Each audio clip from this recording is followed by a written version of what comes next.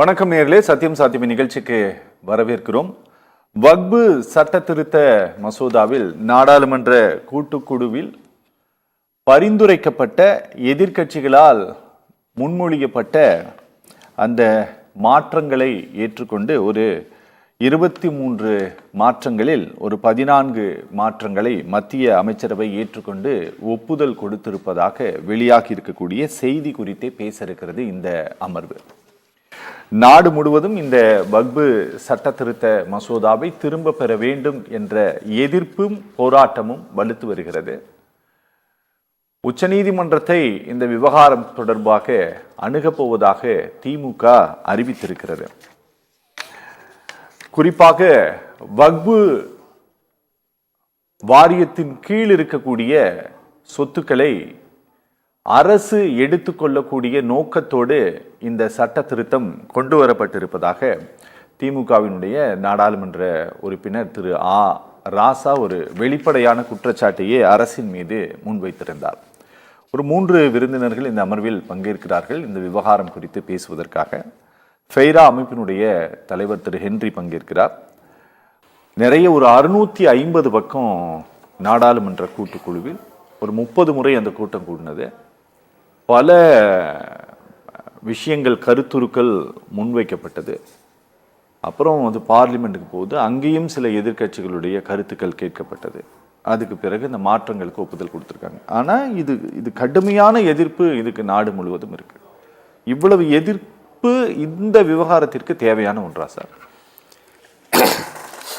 இல்லை சார், இப்போ இந்த எதிர்ப்புக்கு தேவையானதா தேவையில்லையா அப்படிங்கிறத விட இஸ்லாமியர்கள் அவர்களுடைய மத நல்லிணக்கத்திற்காக, அவர்களுடைய சமய வளர்ச்சிக்காக, அவர்களுடைய பள்ளிவாசலுக்காக, அவர்களுடைய அடக்கஸ்தலத்துக்காக, மதர்சா பள்ளிகள் போன்று அடிப்படை பள்ளிகளை உருவாக்குவதற்காக, தர்காக்களுக்காக, ஒரு நல்ல காரியம், ஒரு அன்னதானம் போன்ற ஒரு நல்ல காரியங்களுக்காக அவங்க மனமும் வந்து வக்புனா முதல்ல கொடைன்னு அர்த்தம்.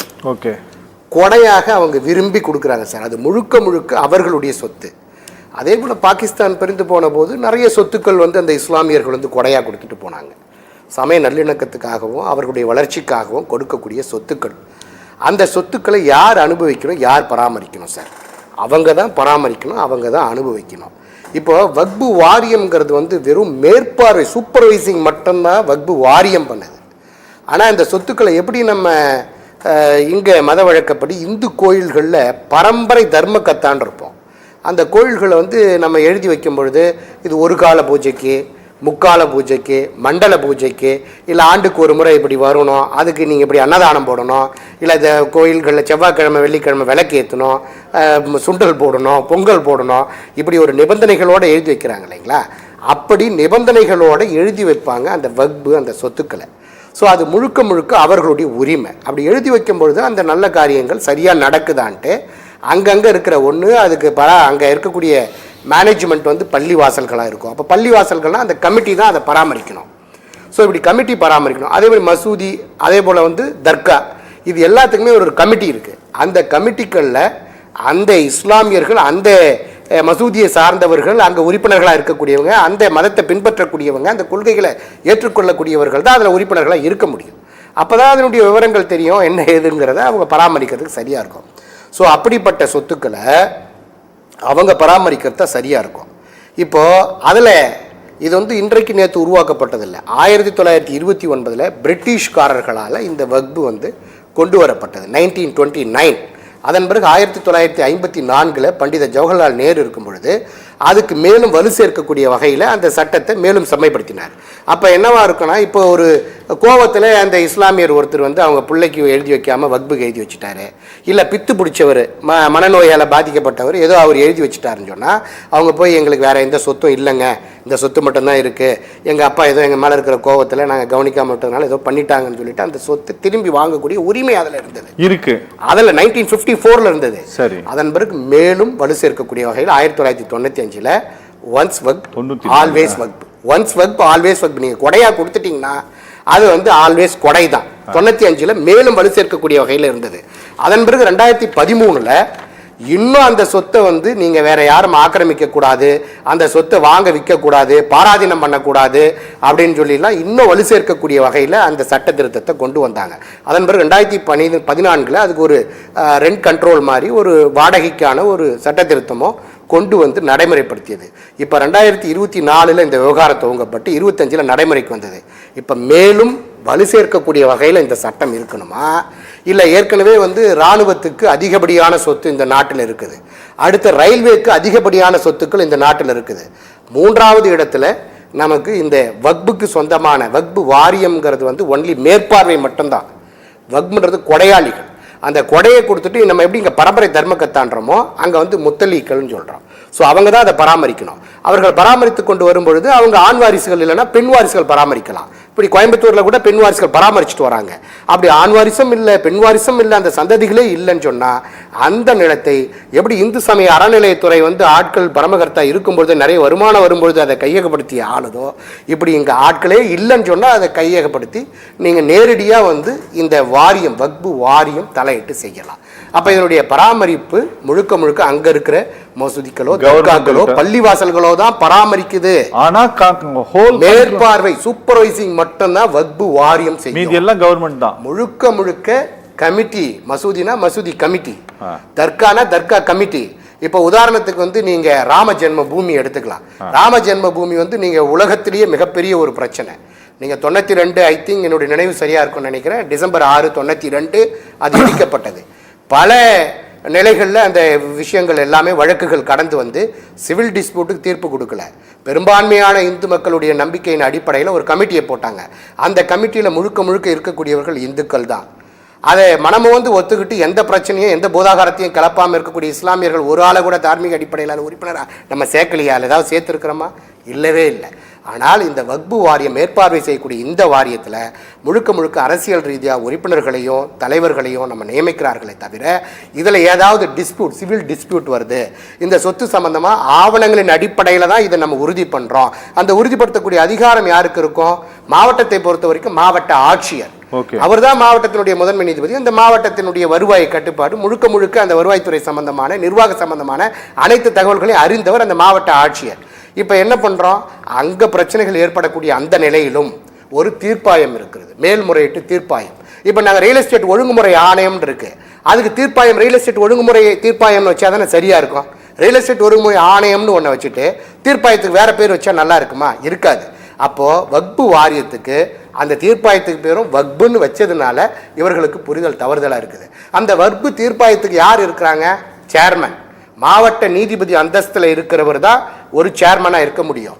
இப்போ இந்த வக்புல ஏற்படக்கூடிய இந்த பிரச்சனைகள், சொத்து தாவா தகராறு, இது வக்பு இல்லை அப்படின்னு சொல்லி ஏற்படக்கூடிய இந்த சிக்கல்களை களையிறதுக்கு மாவட்ட நீதிபதி அந்தஸ்தில் இருக்கிற ஒரு சேர்மனை சென்னை உயர்நீதிமன்றம் இந்த ரிஜிஸ்டர் பதிவாளர் தான் நியமனம் பண்ணுறார். உயர்நீதிமன்றம் தான் நியமனம் பண்ணது. அடுத்து 2 உறுப்பினர்கள். இந்த 2 உறுப்பினர்களை ஒருத்தர் டிஸ்ட்ரிக்ட் ரெவென்யூ ஆஃபீஸர் டிஆர்ஓ கேடரில் இருக்கிற ஒருத்தரை இவங்க வந்து நியமனம் பண்ணியிருக்கிறாங்க. அதில் இன்னொருத்தங்க ஜுடிஷியலாக அட்வொகேட், நல்ல நாலேஜ் உள்ளவங்க, இந்த வக்பு சட்டம் குறித்த நல்ல புரிதல் உள்ளவரை ஆல்ரெடி இதில் மெம்பராக இருக்காங்க. மொத்தம் அந்த 3 பேர் தான் இந்த வக்பு சம்பந்தமான பிரச்சனைகளை விசாரிக்கிறது, அதுக்கு தீர்ப்பு கொடுக்கறது. இது எல்லாமே இந்த 3 பேர் தான் நடக்குது. இப்போ வரைக்கும் பிரசன்ட் இதுதான் நடந்துட்டு இருக்கு. இப்போ நீங்க வக்பு வாரியத்தில் நீங்க இந்த இஸ்லாம் அல்லாத பிற 2 ஓபிசி பிரிவை சேர்ந்தவர்களை உள்ள கொண்டு வந்தீங்கன்னா உங்களுடைய நோக்கம் என்ன? இப்போ ராம ஜென்மபூமியில அயோத்தியாவில் ஸ்ரீ ராம ஜென்மபூமி தீர்த்த கஷேத்திரான்னு ஒரு அறக்கட்டளை கொண்டு வந்திருக்கீங்க. அதில் போய் 2 இஸ்லாமியர்களை நம்ம மெம்பராக போட முடியுமா? அப்படி இந்த வக்பு வாரியத்தில் நீங்கள் இஸ்லாமியர் அல்லாதவர்களை, அடுத்து இஸ்லாம் சட்டத்தை நன்கு அறிந்த ஒரு வழக்கறிஞரை இதில் நீங்கள் கொண்டு வரதுனால உங்களுடைய நோக்கம் என்னங்கிறது என்னை போன்ற காமன் இஸ்லாமை சாராத அல்லது இந்த மதத்தை வந்து புரிந்து கொள்ளாத, இவர்களுடைய நடவடிக்கையை தெரிந்து கொள்ளாத காமன் பப்ளிக்கோட கேள்வி என்னன்னா, இப்போ நீங்கள் அரசு என்ன பண்ணிட்டு இருக்கீங்க? இராணுவத்துக்கு சொந்தமான நிலங்களை எல்லாம் உங்களுடைய விருப்பத்துக்கு தாரை வாக்குறீங்க. அதில் ஏதாவது கட்டுப்பாடு இருக்குதா? ஒன்றும் கிடையாது. ரயில்வே நிலத்தை என்ன பண்ணுறீங்க? உங்கள் விருப்பத்துக்கு கபலீகரம் செய்கிறீங்க. அடுத்தது இதுக்கு அதிகப்படியாக இருக்கிற 2 லட்சம்+ ஏக்கர்ஸ் இருக்குது. இந்த 2 லட்சம் பிளஸ் ஏக்கர்ஸை நீங்க கபலீகரம் செய்வதற்காக இப்படி செய்கிறீர்களோ என்கிற அச்சம் சாதாரண மக்களுக்கு நிலவுகிறது.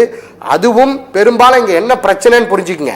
எப்படி இந்து சமய அறநிலைத்துறைக்கு சொந்தமானது, மடாதிபதிகளுக்கு சொந்தமானது, அதே போல ஆதீனங்களுக்கு சொந்தமான நிலங்களை எந்த சாதி மத சமயமும் சார்ந்தவர்கள் அந்த நிலங்களை அபிவிருத்தி செய்வதற்கு பயன்படுத்தி கொள்வதற்கு அவர்கள் அனுமதித்திருக்கிறார்களோ, அதற்கான வாடகையை பெற்றுக்கொள்கிறார்களோ, அதே போன்று இஸ்லாமிய மதத்தின் சார்பாக கொடையாக கொடுத்திருக்கிற இந்த சொத்துக்களை எந்த சாதி மத இன மொழியை சார்ந்தவர்களும் அதை பயன்படுத்துவதற்கு அனுமதித்திருக்கிறார்கள் இந்த ரெண்ட் ஆக்ட்ல. ஆனால் அதற்கான வாடகையை கட்டணும். இப்ப பெரும்பான்மையா நீங்க இப்ப உதாரணத்துக்கு தமிழகத்தில் வேலூர் மாவட்டம் வச்சுப்போம். வேலூர் மாவட்டத்தில் இப்படி வக்பு சொத்துக்களை நிறைய ஆக்கிரமித்திருக்கிறார்கள். அதுக்கான வாடகையை அவர்கள் கொடுப்பதே இல்லை. அவர்கள் பெரும்பான்மையான இந்து பரிவார், இந்து அமைப்புகளை சார்ந்த பொறுப்பாளர்கள் அந்த நிலங்களை ஆக்கிரமித்திருக்கிறார்கள். அடுத்த வீட்டை நம்ம ஆக்கிரமிச்சிட்டோம், அதற்கான வாடகையை நம்ம கொடுக்கிறது தார்மீகமா நம்மளுடைய பொறுப்பு தானே. அதுக்கு நீங்க இப்படி ஒரு சட்ட திருத்தத்தை கொண்டு வரீங்களோன்னு பொதுமக்கள் அச்சப்படுறாங்க. இப்ப நீங்க பெரும்பான்மையா இந்தியாவுல பெல் நிறுவனம் அது ஒரு வக்பு சொத்து. அதே போன்று துப்பாக்கி தொழிற்சாலை அது ஒரு வக்பு சொத்து. அறிவாலயத்தினுடைய கார் பார்க்கிங் திருச்சியில அது ஒரு வக்பு சொத்து. உலக பணக்காரர்கள் பட்டியலில் இருக்கிற அம்பானி அவர்கள் வீடு கட்டி இருக்கக்கூடிய அந்த நிலம் ஒரு வக்பு சொத்து. இது எல்லாமே வாடகைக்கு தானே கொடுக்கப்பட்டிருக்கிறது. வக்பு அம்பானி யாரு எல்லாருக்கும் தெரியும், உலகத்துக்கு அவர் ஒரு இந்து தானே. தொழிற்சாலையா இருக்குது, இந்து மக்கள் இருக்காங்க, பல கட்சிகள் இருக்குது, இந்துவை ஆதரிக்கக்கூடிய ஏன் பாரதிய ஜனதா கட்சியை சார்ந்த பல அலுவலர்கள் கூட வக்பு சொத்துல இருக்குது. வாடகையை கொடுங்கன்னு தான் கேட்கிறேன். அதுக்குதான் ரெண்ட் ஆக்ட் ப்ராப்பரா கொண்டு வந்திருக்கிறாங்க முறையா. ஏற்கனவே அரசு என்ன பண்ணிருக்கீங்க, ஒரு 5000 கோடி ரூபாய் நிதி ஒதுக்கி இருக்கிறதா ஒரு புள்ளி விவரம் இருக்கிறது. சோ இந்த அடிப்படை கட்டமைப்புகள்லாம் மேம்படுத்தலாம், ரெண்ட் கொடுக்கலாம், அல்ல ரெவென்யூ ஷேர் 40-60ன்ற ஜாயிண்ட் வெஞ்சர் ஸ்கீம்க்கெல்லாம் கூட அலாட் பண்ணி திருத்தம் நடைமுறைக்கு வந்ததுன்னா அது ஒரு வகையில் பாதிப்பை தான் ஏற்படுத்தும். ஒரு வகையில் இல்ல சார். உங்க நோக்கம் என்ன? நீங்க ராணுவத்துக்கு சொந்தமான சொத்தையும் ரயில்வேக்கு சொந்தமான சொத்தையும் கேட்பாரற்று எப்படி அனாதைகளாக்கப்பட்டு எப்படி கபலீகரம் செய்கிறீர்களோ அதை போன்று இதையும் நீங்க கபலீகரம் செய்வீர்கள் என்று பொதுமக்கள் அச்சப்படுறாங்க. அது மட்டும் இல்லாம ஏன் இந்த மைனாரிட்டி சொத்தின் மீது மாத்திரம் உங்களுக்கு கண்ணு? மடாதிபதிகள் சொத்து எவ்வளவு இருக்கு, அனாதீனம் சொத்து எவ்வளவு இருக்கு, இந்து சமய அறநிலைத்துறைக்கு சொந்தமான சொத்துக்கள் எவ்வளவு இருக்கு, கோயில்களுக்கு சொந்தமான சொத்துக்கள் எவ்வளவு இருக்கு, திருத்தலங்களுக்கு சொந்தமான சொத்து, மிஷினரிக்கு சொந்தமான சொத்து எவ்வளவு இருக்கு? ஏன் அந்த மைனாரிட்டி எல்லாம் நீங்க டிஸ்டர்ப் பண்ணாம வெறும் இஸ்லாமியர்களுடைய கொடையாக கொடுக்கக்கூடிய வக்பு சொத்தின் மீது மாத்திரம் நீங்க சட்டம் எப்படி புரிஞ்சிருச்சு சார். செகுலரிசம், இருங்க, டெமோக்ரட்டிசம், பிஜேபி காரர் சொல்லுவார், சோசியலிசம். சார் வணக்கம்.